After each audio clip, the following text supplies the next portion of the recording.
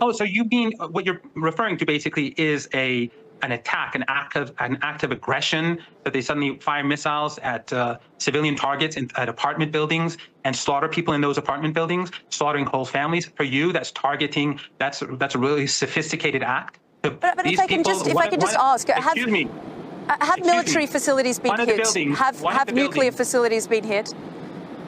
One of the buildings that had some of these commanders, one or two of these commanders, was a large apartment building where they killed everyone, 60 people, 20 children. That's not important for people like you, but that's important for people like us. For you, people like you who support ethno-supremacism,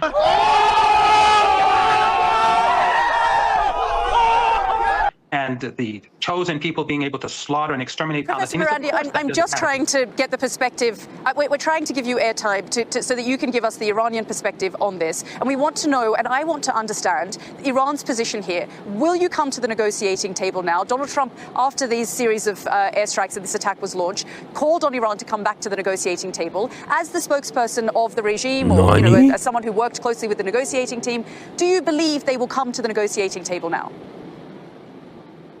Well, your regime should know, and your news agency or your TV channel should know better. We were at the negotiating table. It was Trump that conspired with Netanyahu to attack Iran. This is how you twist the truth. You shouldn't invite me because you're easily exposed. Iran was negotiating. Initially, Trump had one position, and so did Witkoff. And then they flipped and said no enrichment. And then they continued the negotiations. And the night before the attack, Trump said that we don't want war. And then after the attack, he said, we're all for it. And you're saying Iran?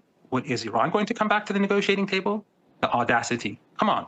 Be a bit, show at least a bit of integrity. A bit of integrity will help. Okay.